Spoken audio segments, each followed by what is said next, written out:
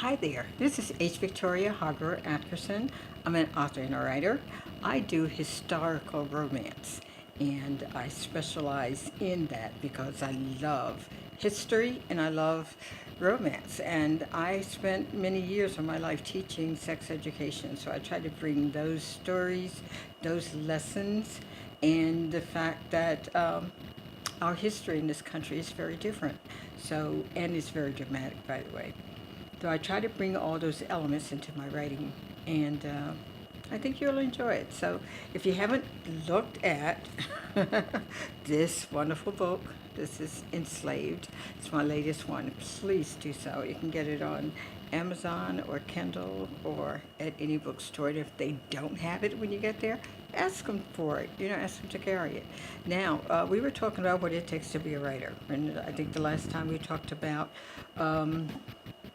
choosing what genre you want to write in, and also kind of the structure of what to expect while you're writing. If you want to make sure you include a nice amount of details about whatever you're writing about. I think I gave my fishing trip as an example. You want to give them some emotional information, emotional experiences, feelings that the reader can relate to, whatever it is. It could be something frightening, it could be something heartbreaking. So you want to relate that to your reader and something that they can hold on. But one of the things that's really important, and I think but I don't want you to worry about it too much, because this is something that will come to you naturally if you do your writing correctly. You want to make sure when you start your story, you want to make sure that you have something there that the reader can grab onto. And I don't want you to dwell on it too much now, because there are times when you may want to write your whole story and then take something from the back of the book and bring it to the front of the book. So as you are ordering your chapters, just because you write them that way, it doesn't mean they have to stay that way. You can change them around, and that kind of makes it fun too. It gives you something else to think about. A lot of times when I write a chapter, I'll title each chapter.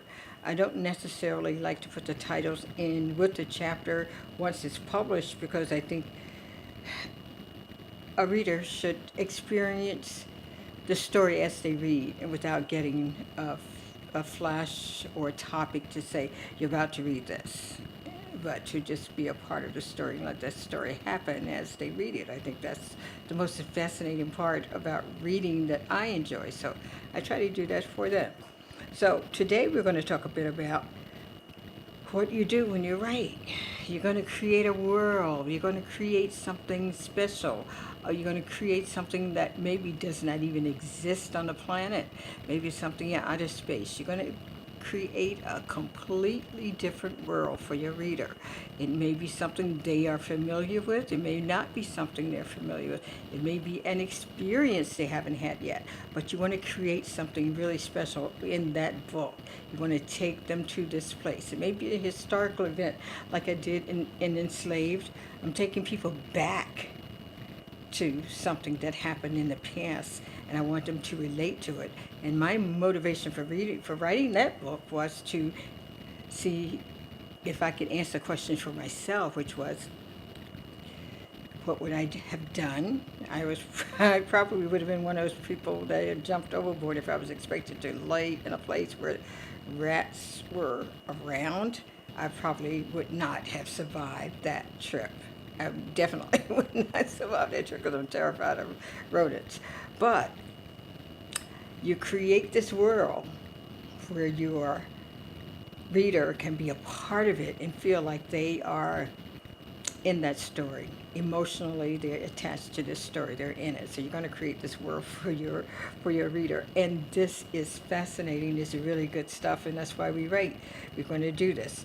So in doing that, you're going to find your characters. You're going to write about characters. And characters, when you think of characters, it could be a person, a place, or a thing. If it could be a silent character, like in this book, Stones Along the Path. the silent character in this book was the cultural differences between two people, an African and an African American. So that the differences in their cultural outlook on living was a huge divisive uh, element of their relationship. And the whole book is talking about their cultural differences. So it could be something like that, or it could be a place. And I did that in this book, which is Buttermilk Bottom. The silent character is this neighborhood. It no longer existed, but it no longer exists right now.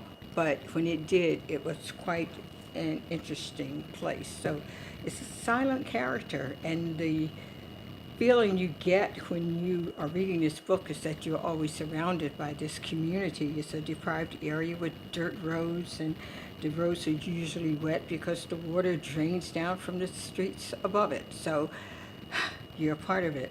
That's your setting. Your setting for the story would be this decrepit neighborhood, and like on the ship, your setting would be that slave ship, and then it changes to a plantation.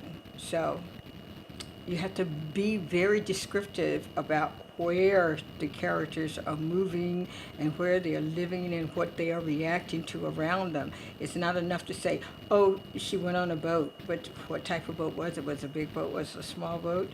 Was it a boat that had luxurious accommodations, or was it just a mere fishing boat? Or was it a tugboat? I mean, give us some details.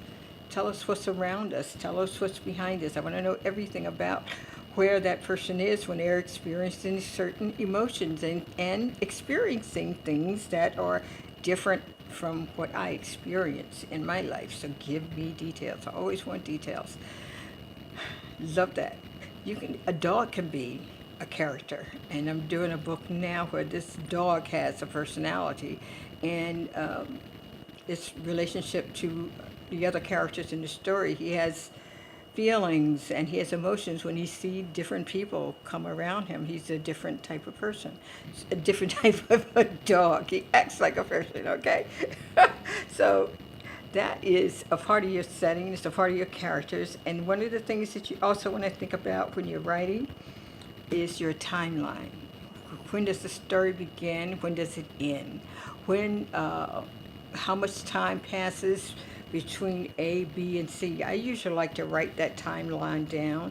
And if I'm talking about a child, I think I did it in Stones Along the Path, what I was talking about, this Jessica's children at certain ages. I had to write down timelines, and you may want to be really specific and go from one year to the next year so you know what everybody's doing, and trying to put the timeline for Jessica in one column, the timeline for Akinyele, who's the other main character, in this column. Then you want to put the timeline for her children, and they're at what age, and what would they be doing at different stages of your story.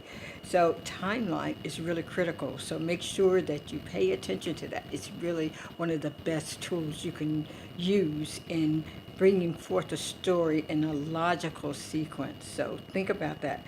And the other thing is, when you talk about your characters, you want to give some kind of background information. The reader may meet them when they're adult. Well, who are they as a child? Tell me, what were they like? How did they get to be the person that they are? We're talking about Jessica. Why did she go to the Peace Corps in Stones Along the Path? Why was she going to the Peace Corps? What made her go there? Who would go to the Peace Corps? And what would be your motivation? Why would you be in that situation in the first place? And as far as Akinyele is concerned, who's the other character in this story, when he met Jessica, what was he feeling? Why was he looking so hard for a mate? And why was it so important for him to be in tune with the person that he loved? Why did he have to have this special relationship? He was hungry to have a special relationship with a woman that he could call his own, because he felt like God. God told him to find a mate, and he did that. and he knew in his mind God created him to be with a certain mate. So what kind of thinking, what was his background, who taught him this stuff, you know? So do that. Give us some background information, the backstory we call it. Give each character a backstory. Who were they before the reader met them? Who are they? You know, give me a reason for why I have to invest in this character. Why is he legitimate?